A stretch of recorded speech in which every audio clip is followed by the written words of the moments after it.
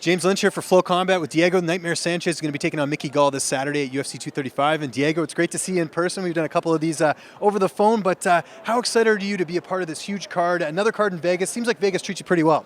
You know, Vegas is where it all started, so to come back, I always just have an overload of memories and memories and memories and experiences and victories and some losses too.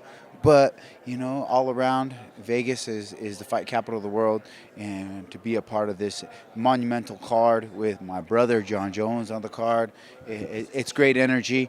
My weight is really, I'm walking around at my fight weight, so the weight is not an issue. So I'm more focused on what I have to do, staying healthy, and truly coming into that octagon in peak form Saturday night. You must have been excited, I should say, because Mickey's known as a submission guy, and you've never been submitted. I mean that favors you to a certain degree. Do you feel like your experience, having that much more fights than him? I mean, he's only got 6 professional fights. Do you feel like that's going to pay off in this fight? Absolutely. I'll take a quote from Mickey Gall. Mickey Gall, he was going to fight CM Punk, and they were interviewing him, and he told Mickey, he told CM. CM, there's levels to this. There's levels to this shit. And you can't just jump in. And now he's going to have to eat his own words because there is levels to this. And I've been earning my levels. Recognize the word I say, earning my levels. I've earned my level. I'm healthy. I'm strong. I'm durable at welterweight. I have a speed advantage. And this dog's ready to fight.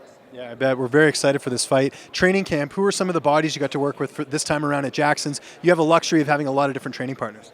You know, my main guy this camp was Christian Angel Edwards. He's an up-and-comer. He's an up-and-comer, but he's 6'4". He's 6'4" with an 82-inch reach. He could wrestle better than Mickey, and he could box better than Mickey. So, you know, having that guy for my camp was tremendous. As long as we're on the feet, and I'm looking to close the distance, take him down, and do what I do. That part of the game, that gap of closing it from striking to wrestling to ground game, I've got that aspect covered. My timing is on. I'm ready in all areas. This guy his strength is definitely his guillotine choke, and that's about all he has, and I'm prepared for that too. I've fought a guy like Joe Stevenson who has an amazing guillotine choke. I've gotten, everybody remembers me getting out of the guillotine choke that Marcin held. An even higher level grappler put me in Mexico City in my last fight. Craig White, he threw me in a guillotine while I was going to take him down, and everybody saw what happened. I put him in the air and put him down hard. I wanted to put him on his head, but there was a little bit of me that was fearing maybe they're going to call it a spike, and I don't want to screw myself over and take a victory away by making a crucial decision like that. Does this remind you a bit of the Craig White fight, being counted out a little bit? I know you're the betting underdog here. Do you like being in that spot where people are, looking past you? Man, to tell you the truth, I haven't even looked at the odds, but wow, that blows my mind that I'm the underdog. But hey, all my peeps who know where I'm at and what I'm going through and what I'm doing right now, they know they're going to make some money come Saturday night. So put your money on Diego Sanchez because the betting odds are going to change real fast. How do you see this fight unfolding on Saturday? This fight's going to unfold with me coming forward with pressure. I'm going to attack, and this man is a jiu-jitsu fighter. Just because he trains, maybe 6 months, 7 months with Joe Schilling and a little bit with Cowboy. Just because you train a little bit with some guys and you do a bunch of striking, that don't mean that you could strike. That don't mean, you might have a little bit of striking, you might have some striking, but that don't mean you got it in, it ain't your base. It ain't your comfort zone. You like the ground, he likes the ground. And so as far as when we're on the feet, I'm ready, I'm prepared. I'm ready to hit this man hard and watch him drop. George St. Pierre retired last week. You a little disappointed you guys never fought? Because I remember years ago you guys were close to fighting. It was very close to you guys matching up. Just watching GSP retire, I was just a little bit sad because I'm a GSP supporter, his discipline, and just everything he's done. I'm a huge fan, and I wanted to see him take that fight with Habib. I truly felt he could have won that fight if they did it at 70s, or maybe 165.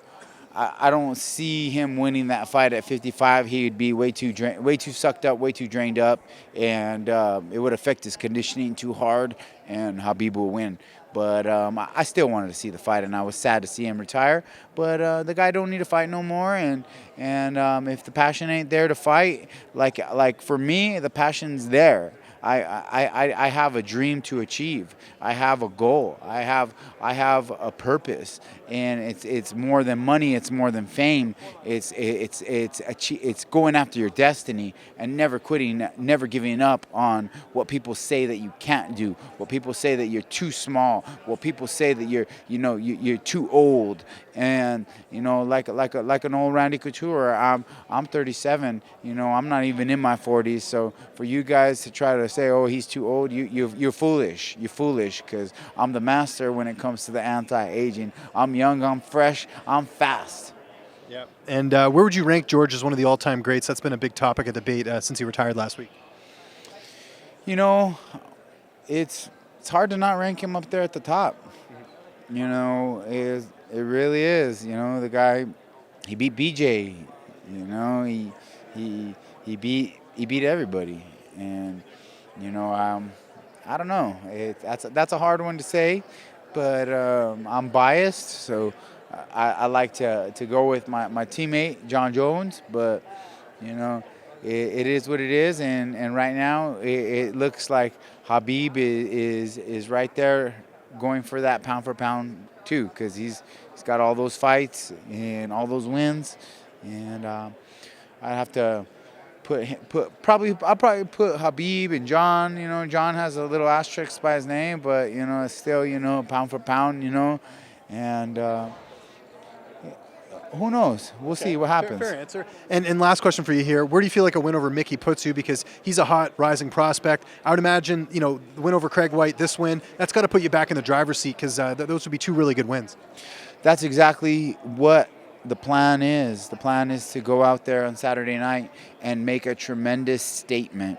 It's statement time. It's not go out there and get the win like I did with Craig White. I got out there. I fought a young, hungry lion, and he had a lot of heart. He had a lot of spirit. He never quit. I put a beating on his face, but this time it's about getting the finish. It's about going out there and dominating and making a true statement that, look, I'm here, and I'm here to put fear into the nightmare welterweight division. We're looking forward to it. Diego, so great talking to you in person, man. I appreciate it. All the best. Thank you, James. I appreciate it, man.